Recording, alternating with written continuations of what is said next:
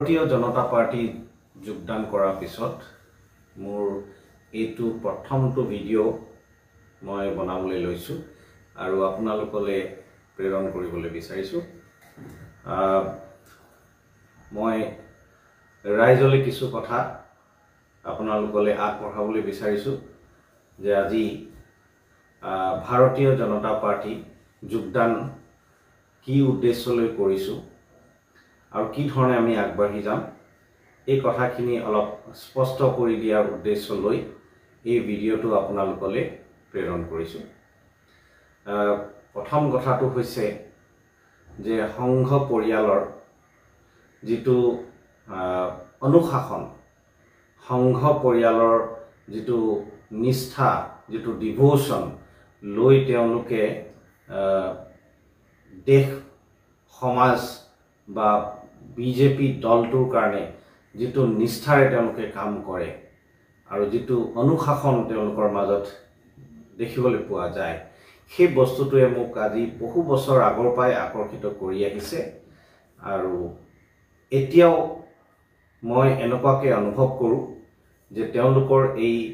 অনুশাসন আৰু তেওঁলোকৰ এই নিষ্ঠা, যিটো নিষ্ঠাৰে তেওঁলোকে দেশ মাতৃক সময় দিয়ে আৰু নিজৰ সমাজখনৰ কাৰণে কাম কৰে, এই নিষ্ঠাটোৱে মোক আজিৰ দিনতো প্ৰেৰণা যোগাইছে বিজেপি দলটোত যোগদান কৰাৰ কাৰণে। একেলগে লগে আমি আমাৰ মাজত ডাইনামিক মুখ্যমন্ত্ৰী ডক্টৰ হিমন্ত বিশ্ব শৰ্মা ডাঙৰীয়াই কি ধৰণে কাম কৰি গৈ আছে আমি সবেই লক্ষ্য কৰিছোঁ। আজি ৰাজনৈতিকভাৱে আগবাঢ়ি যাবলৈ হ'লে আমাক ৰাজনৈতিক লিডাৰশ্বিপৰ প্ৰয়োজন আছে। হিমন্ত বিশ্ব শৰ্মা ডাঙৰীয়াই যিটো মুখ্যমন্ত্ৰী হিচাপে অলপতে যি 1,40,000 বিঘা যি চৰকাৰী বা ফৰেষ্ট ভূমি বেদখল মুক্ত কৰিলে, এই ভূমি আজি দেশ স্বাধীন হোৱাৰ ইমান ৭৫ বছৰ অতিক্ৰম কৰি যোৱাৰ পিছতো কোনো এজন মুখ্যমন্ত্ৰী এইটো কৰিবলৈ সাহস নকৰিলে, যিটো ডক্টৰ হিমন্ত বিশ্ব শৰ্মা ডাঙৰীয়াই যিটো কৰি দেখুৱালে। মই ভাবোঁ এনেধৰণৰ সাহসী লিডাৰশ্বিপৰ লগত আমি থাকিলে নিশ্চয়কৈ আগন্তুক দিনত সমাজত কাম কৰিবলৈ আমিও সুবিধা পাম আৰু ৰাইজৰ মাজত গৈ কাম কৰিবলৈ সেই সুবিধাটো লৈ নিশ্চয়কৈ কাম কৰিব পাৰিম। তেখেতৰ এই যিটো ডেচিং বা এই যিটো সাহসী লিডাৰশ্বিপ, এই সাহসী লিডাৰশ্বিপটোৱেও আমাক প্ৰেৰণা যোগাইছে তেখেতৰ লগত আগবাঢ়ি যোৱাৰ উদ্দেশ্য বিজেপিত যোগদান কৰাৰ কাৰণে। একে সময়তে ৰাইজ, আপোনালোকে লক্ষ্য কৰিছে যে অসম বা ভাৰতবৰ্ষত কি ধৰণে বিজেপি চৰকাৰ অহাৰ পিছৰ পৰা এটা উন্নয়নৰ ৰাজনীতি আৰম্ভ হৈছে, এটা উন্নয়ন ডেভেলপমেণ্টেল পলিটিক্স গোটেই দেশজুৰি বা অসমজুৰি হৈ আছে।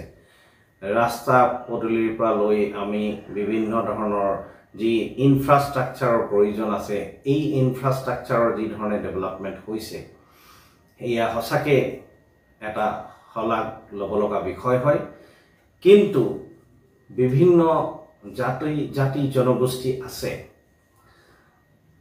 যি শোষিত বঞ্চিত আগৰ পৰাই হৈ আহিছে। এই যিটো উন্নয়নৰ ধাৰা হয়, এই শোষিত বঞ্চিত জনগোষ্ঠীসমূহ যাতে এই উন্নয়নৰ ধাৰাৰ পৰা বঞ্চিত হৈ নাযায়, সেয়া এটা মূল উদ্দেশ্য হয় যে মই বিজেপিত যোগদান কৰিবলৈ বিচাৰিলোঁ। আমি বিজেপি দলত থাকি যদি কিঞ্চিত মাত্ৰ আমি নিজৰ প্ৰয়াসেৰে এই শোষিত জনগোষ্ঠী লোকসকলক যদি আমি আগুৱাই লৈ আনিব পাৰোঁ, তেওঁলোকৰ মাজত উন্নয়নৰ ধাৰা যিটো গোটেই আমাৰ ৰাজ্যজুৰি বা দেশজুৰি বৈ আছে, তেওঁলোকৰ মাজতো যদি লৈ আনিবলৈ আমি এটা চেষ্টা কৰিব পাৰোঁ, মই ভাবোঁ আমিও ধন্য হ'ম। এই উদ্দেশ্যসমূহক লগত ৰাখি বিজেপিত যোগদান কৰিছোঁ। বিভিন্ন লোকে বিভিন্ন প্ৰকাৰে বহুতে ওয়েলকাম জনাইছে, আকোৱালি লৈছে, কিন্তু কিছু সংখ্যক আছে যি দুখ পাইছে বা সমালোচনা কৰিছে, বিভিন্ন ধৰণৰ কমেন্ট কৰি আছে যে সুবিধা লোৱাৰ উদ্দেশ্য লৈ বিজেপিলে গৈছো ইত্যাদি ইত্যাদি। কিন্তু ৰাইজ, মই 10 বছৰ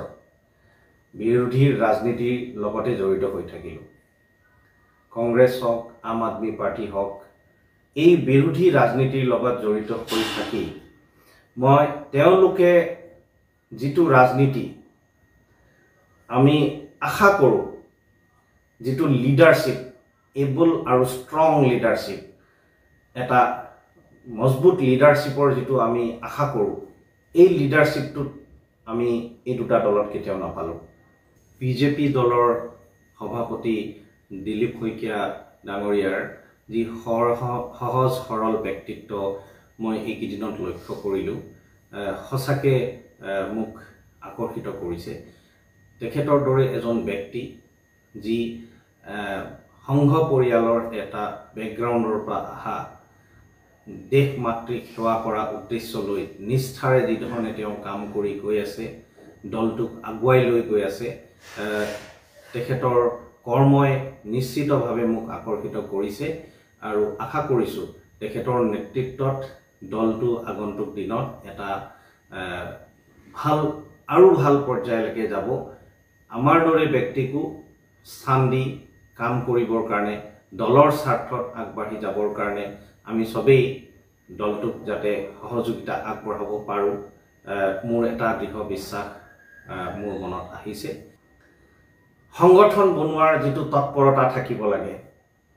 এই সংগঠন বনোৱাৰ যিটো তৎপৰতা এই দুটা ৰাজনৈতিক দলত নাপালোঁ। গতিকে যদি এটা ৰাজনৈতিক দলত মজবুত লিডাৰশ্বিপ নাথাকে, যদি এটা ৰাজনৈতিক দলত সংগঠন বনোৱাৰ তৎপৰতা নাথাকে, তেতিয়াহ'লে মই ভাবোঁ সেই ৰাজনৈতিক দল খুব দূৰলৈকে কেতিয়াও যাব নোৱাৰে। গতিকে সিদ্ধান্ত মোৰ লোৱাৰ কাৰণবোৰ এইবোৰে হয়। মই আশা কৰিছোঁ ৰাইজে বুজি পাব আৰু মোক আকোৱালি ল'ব আৰু আগবাঢ়ি যাবৰ কাৰণে সুবিধা প্ৰদান কৰিব। একে সময়তে যিসকল লোক ডিব্ৰুগড় আৰু তিনিচুকীয়া জিলাত বিশেষকৈ আমাৰ লগত ওলাই আহিছিলে, বিভিন্ন ধৰণৰ ৰাজনৈতিক আৰু সামাজিক কামত জড়িত হৈ আছিলে, তেওঁলোকলৈ মই আহ্বান জনাইছোঁ যে আপোনালোকৰ ওচৰত মই অতি শীঘ্ৰে আহিম, আপোনালোকক লগ ধৰিম, আলোচনা কৰিম। এই যিসমূহ উদ্দেশ্য লৈ মই বিজেপি দলত যোগদান কৰিছোঁ, আজিৰ দিনত দেশ জাতি স্বাৰ্থত, আমাৰ অসমৰ স্বাৰ্থত এই দলটোৰ প্ৰয়োজন আছে, এই কথাখিনি আপোনালোকৰ লগত আলোচনা কৰিম আৰু পৰৱৰ্তী সময়ত আহ্বান জনাম যেন আপোনালোকেও আহি বিজেপি দলটোৰ যি স্থানীয় নেতৃত্ব আছে, বিজেপি দলৰ স্থানীয় নেতৃত্বৰ লগত যোগদান কৰি এই দলটোক আমি কি ধৰণে আৰু আগুৱাই লৈ যাব পাৰোঁ, যাতে আগন্তুক দিনত ৰাইজৰ সেৱা কৰা উদ্দেশ্য লৈ আমি আৰু অধিক সুবিধা পাব পাৰোঁ, সেয়া উদ্দেশ্য লৈ মই আপোনালোকৰ মাজত যাম আৰু নিশ্চয়কৈ কথাখিনি আপোনালোকক বুজাবলৈ চেষ্টা কৰিম। গতিকে আপোনালোকক, আমাৰ যিসকল সতীৰ্থসকল আছে, তেওঁলোকলৈ আহ্বান জনাইছোঁ যেন আপোনালোকৰ লগত জড়িত থকা যিসকল কৰ্মকৰ্তা আছে, তেওঁলোকক এই বাৰ্তাটো প্ৰেৰণ কৰিব। আপোনালোকলৈ আহ্বান জনাইছোঁ যেন তেওঁলোকক এই কথাখিনি বুজাবলৈ চেষ্টা কৰিব। অতি শীঘ্ৰে মই আপোনালোকৰ মাজত আহি আছোঁ, এই কথাখিনি আলোচনাত মিলিত হ'ম। আপোনালোকৰ লগত জড়িত যিসকল কৰ্মকৰ্তা আছে, ভলেণ্টিয়াৰ্ছ আছে, তেওঁলোকক পোনপটীয়াকৈ কথা পাতি আমি তেওঁলোকক বুজাবলৈ চেষ্টা কৰিম যে আগন্তুক দিনত বিজেপিৰ বিকল্প আমাৰ অন্য কোনো ৰাজনৈতিক দল নাই। মই বিজেপি দলত যোগদান কৰিছোঁ আজিৰ দিনত দেশ জাতি স্বাৰ্থত, আমাৰ অসমৰ স্বাৰ্থত এই দলটোৰ প্ৰয়োজন আছে। এই কথাখিনি আপোনালোকৰ লগত আলোচনা কৰিম আৰু পৰৱৰ্তী সময় আহ্বান জনাম যেন আপোনালোকেও আহি বিজেপি দলটোৰ যি স্থানীয় নেতৃত্ব আছে বিজেপি দলৰ স্থানীয় নেতৃত্বৰ লগত যোগদান কৰি এই দলটোক আমি কি ধৰণে আৰু আগুৱাই লৈ যাব পাৰো যাতে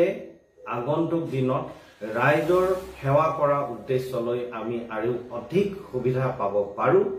সেয়া উদ্দেশ্যলৈ মই আপোনালোকৰ মাজত যাম আৰু নিশ্চয়কৈ কথাখিনি আপোনালোকক বুজাবলৈ